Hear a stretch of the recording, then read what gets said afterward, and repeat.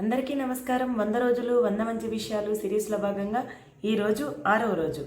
ఈ 6వ రోజు మనం దేని గురించి తెలుసుకోబోతున్నాము అనే దానికంటే ముందు ప్రతి మనిషికి కూడా జీవితంలో విజయం సాధించాలి, ఆ విజయానికి దైవ సహాయం కావాలి, దైవ సంకల్పం కావాలి, దేవుడు ఆశీస్సులు కావాలి అని ప్రతి ఒక్కరం కూడా కోరుకుంటాము. అయితే ప్రతి మనిషి జీవితం కూడా మన జాతక చక్రాన్ని ఆధారపడి ఉంటుంది. మరి ఈ జాతక చక్రాన్ని మనం మార్చగలమా? మార్చలేము. కానీ మరి మనం ఏం చేయగలం? మన జీవితంలో అభ్యున్నతి కావాలి అంటే మనం ఏం చేయగలము అంటే, మనం పుట్టిన సమయాన్ని ఆధారం చేసుకుని మనకి జాతకం అనేది ఉంటుంది. ఈ జాతకానికి, ప్రతి ఒక్కరి జాతకానికి కూడా ఆ జాతక చక్రాన్ని ఆధారం చేసుకుని ఒక్కొక్క అధిదేవత ఉంటారు. సో ఈ రకంగా మనకి 12 రాసులు అనేవి మనకి డివైడ్ అవుతూ ఉంటాయి. మనం ఎక్కడ పుట్టినా, ఏ టైంలో పుట్టినా కూడా మనం ఆ టైంని ఆధారం చేసుకుని మనకి రాశి అనేది చెప్తారు. దాన్ని బట్టి మనకి పేరు కూడా పెడతారు కదా.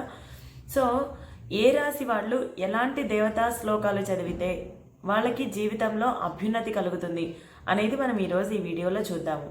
సో మనకి 12 రాశులు ఉన్నాయి కదా. ఈ 12 రాశుల్లో మొదటి రాశి అయిన మేషరాశి వాళ్ళు, ఈ మేషరాశి వాళ్ళు అభ్యున్నతి కోసం రోజు ఆదిత్య హృదయం పఠించాలి.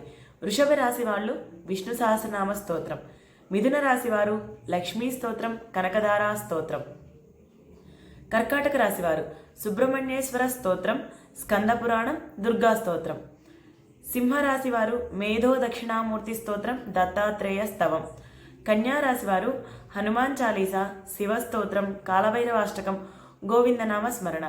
వీటిలో ఏదైనా సరే చదివితే మంచిది. అలాగే తులారాశి వాళ్ళు సుందరాకాండ, గోవిందనామ స్మరణ, కాలభైరవాష్టకం, హనుమాన్ చాలీసా. వృశ్చిక రాశి వాళ్ళు దత్తాత్రేయ స్తవం, వామన స్మృతి, మేధో దక్షిణామూర్తి స్తోత్రం, సాయి చాలీసా. ధనస్సు రాశి వారు లక్ష్మీ నరసింహ స్తోత్రం, స్కంద పురాణం, సుబ్రహ్మణ్య స్తోత్రం.